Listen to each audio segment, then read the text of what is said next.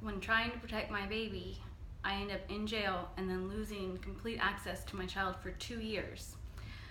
First, I'm going to go through a little bit of the court transcript, which I got, which when I read this, I was just like, it made me sick. I could hardly function for a week. And I'm not surprised why, because the stuff in it is so ridiculous.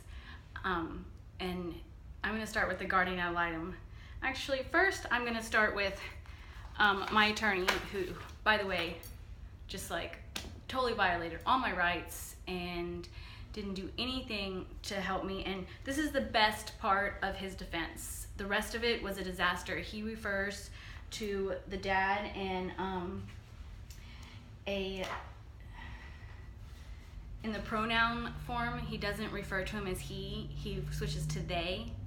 And when he refers to me, he refers to she. He most of the time sounds like he's sticking up for the dad. I actually told him, ask the judge tell the judge we cannot do overnights with the baby because he freaks out. He says over and over, don't take time away from the dad. No, don't take time away from the dad. I mean, just switch it a little bit. Just switch it. I mean, I'm not saying take any time, don't reduce it. I mean, don't take anything from the dad. I count through this, there's about 8 times he says don't take anything from the dad. And I had told my attorney specifically, the baby just started doing overnights and now he freaks out when I get him back. He's a mess the next day. When I take him to the exchanges, as soon as he lays eyes on the dad, he freaks out. He takes one look at him and he goes from happy, normal baby to just like screaming and screaming. I gave my attorney these videos of this, and I start taping the exchanges after 6 months of being recorded by this man and not knowing it. And he's doing stuff and he wants to record that part, or maybe he's recording the whole thing, but he shows the court only, my reaction, very small amounts of it. So when someone's recording you, they know. But this, I started recording myself because I was getting false allegations of doing things that I just simply did not do. I started to bring a friend to the exchanges. I started bringing my mom to the exchanges. I would beg my friends, please, please, please, you have to be there. I need someone there. Someone has to be there for the exchange because they will make up false allegations against me. So my mom got me a new phone that had bigger data so it would keep recording without just shutting off.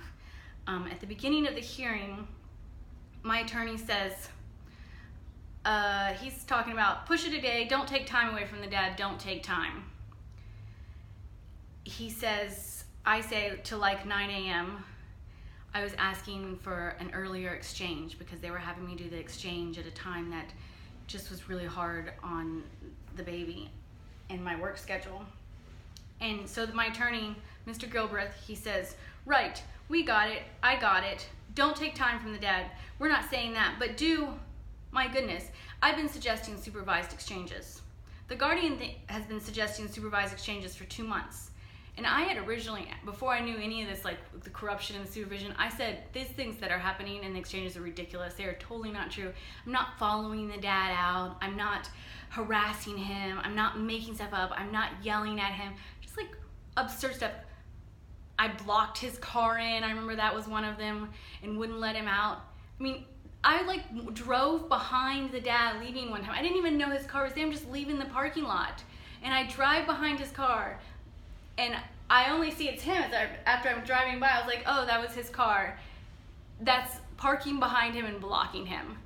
But I was like, show me the video. No one shows the video or anything. But when I have videos of my baby freaking out, when he sees the dad, I know something's off. And when I get my baby back the next day, he's really disturbed. We had co-slept. He was nursing all the time. Doing like 15-hour overnights, around there was just ridiculous. It's like I got the baby for 8 hours during the day, and then I'd get him back Friday morning, and I had to take him back Friday night, like at 4 or 5 o'clock. It was absurd. It's like, you give me my nursing baby back for 8 hours. He doesn't take the bottle because I never trained him on the bottle. I never needed to. So he doesn't take the bottle. What does he do? Starve during that time? Because I know he won't take a bottle. So they're giving, my 9-month-old baby only solid foods. The dad's like, oh, he doesn't need milk. We'll just feed him solid food. He loves carrots. I give him carrots all day long. I'm like, okay, since you're not supposed to have a lot of carrots, and the judge yelled at me, told me I was crazy ideas about nutrition. I'm gonna be like, listen, I'm not telling you how to practice the law. But don't tell me about nutrition, because I have a master's in nutrition from one of the best schools in the country, and I graduated with honors. So I think I made 1B ever. Ridiculous. So, my attorney goes, and this is just an example of the stuff that their attorney does to me all the time. They don't file on time, they file at the last minute in their little games. He says, but I don't appreciate being handed a proposed disposition after docket call saying, oh, by the way, I know you talked to Ms. Coble last night. I know it's not our pleading. I know we've been multiple conversations trying to resolve this, but we want to flip custody of my 1-year-old baby the man got involved with a few months earlier. So gear up.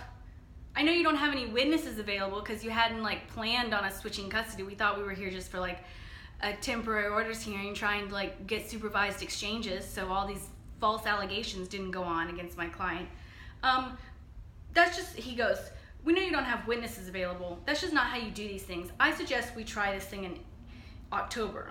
Mr. Wright, his attorney, says, might I respond? The court says 1 minute. It says sure. Oh, I'm out of order here. And the court says, let's hear from the guardian first. Miss Fogel, she says, just a narrative? Yeah, what's going on? Well, and she was all like, well. So I've just very directly said to Miss Harp that I am very concerned about her behavior. And she would have this body language because I'm a mimicker.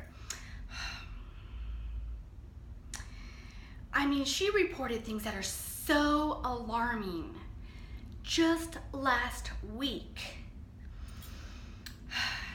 stating the child was dropping in his weight percentile because of overnights with the dad. He's suffering because of these overnights with the dad. Well, I called the pediatrician. She said there is no drop in weight percentile. Things like this really scare me. I mean, okay, first of all, saying your baby's losing weight is not an alarming behavior. Beating someone up is alarming. Raping someone, breaking someone's foot or leg is alarming. Coming to their house in the middle of the night wasted is alarming. Let's see. A mother taking heroin, leaving her baby in the crib. A mother going on a date, drinking all night, and leaving her baby in a crib with a lid on it. These are alarming. A mother leaving her baby in the woods. A mother just dropping her baby off with strangers 4 or 5 nights a week. A mother disappearing for days on end on a binge drinking, crack cocaine, snorting, heroin, meth taking binges. These things are alarming. A baby dropping in weight percentile, my sweet little, fat little angel, my little angel baby, getting skinnier, and me talking about it when someone tries to set you up, by the way, and they say, oh, I'm just here to listen to your concerns and help you work all this out, and I just want everything to be okay and you guys to get along because you have such a beautiful baby. And you're like, oh, okay, cool. You're like, yes, I don't think a baby should have overnights with the dad for 15 hours when he's still nursing. This is ridiculous. Why are we doing this? And when I get him back, he's really upset. He either wants to nurse the whole day. He screams when I don't see him. I can't put him down. I used to put him down at 8 or 9 o'clock and then get up and work for a few hours and then get back in bed at midnight nursing and to nurse him. I can't even get out of bed anymore to pay the bills or wash the dishes because that baby will know the instant I get up or leave the room and he'll wake up and start screaming. He is banging his head on the edge of the crib. And I'm telling her this totally calm, yes, these are happening. I'm probably distraught, a little emotional. My leg's broken. I'm nursing. I'm in a very sensitive, delicate stage. I'm handicapped. I can't walk. And let me talk about the weight percentile. Yes, I went to the doctor and I said to the doctor, because first she comes and says, oh, I talked to the doctor about you saying the baby was dehydrated and listless. And I was like, I didn't say that. Talked to the doctor. I had a recording which I had given to my attorney for this hearing saying where the doctor says, because in the state of Texas you're allowed to record when one party knows about it, where the doctor says, and I quote, that is a direct twist on what I said. I did not say those things to the guardian. Now, that was in regards to some of the other things, and I don't know if she brought that up. She says all kinds of crazy stuff with the Guardian, with the weight percentile. Yes, my baby had dropped in weight percentile.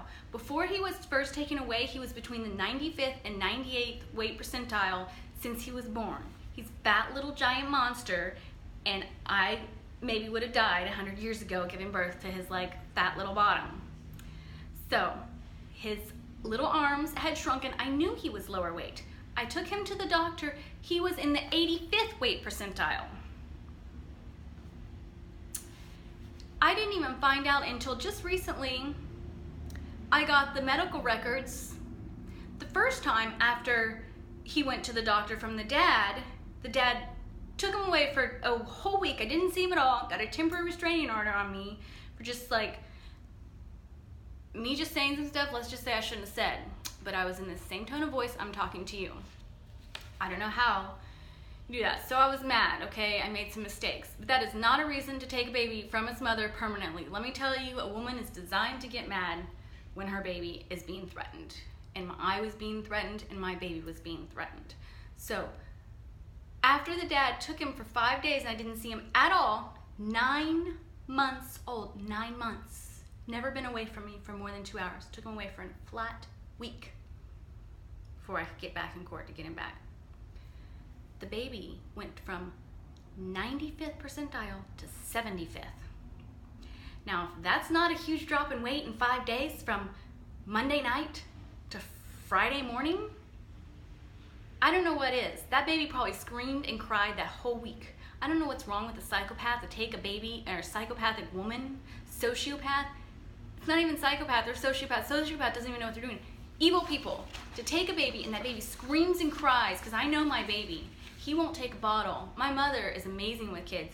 She says, I can't give him a bottle. You can't be gone more than 3 hours for work. I cannot take him more than 2 hours. He needs to nurse. You gotta come back, bring the milk back. The milk was right here. This is the milk, not a bottle, because he never took that. Monday night at 6 o'clock to Friday, no, it wasn't even Friday morning. It was Thursday afternoon, because we had a hearing on Friday.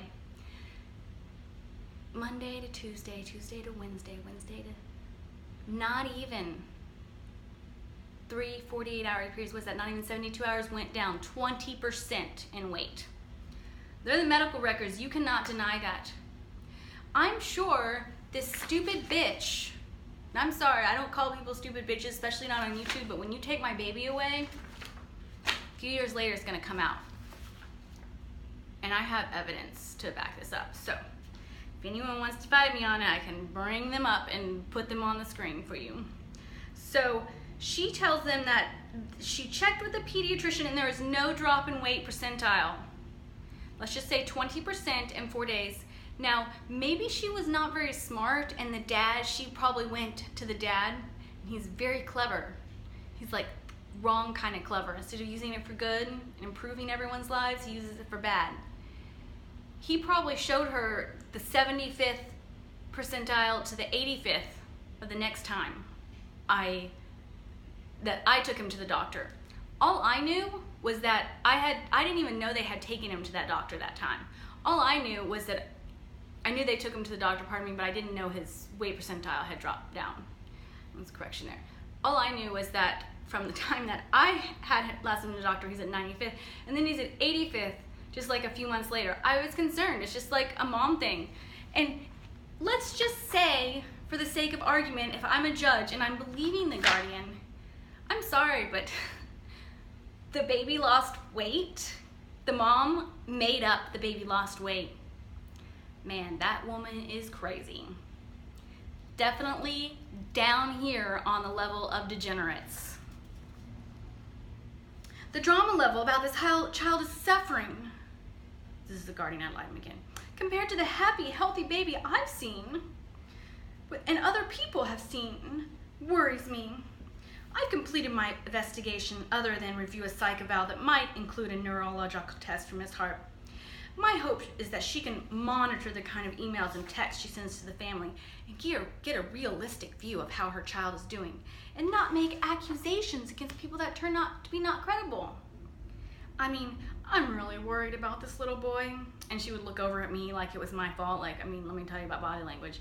She'd be like,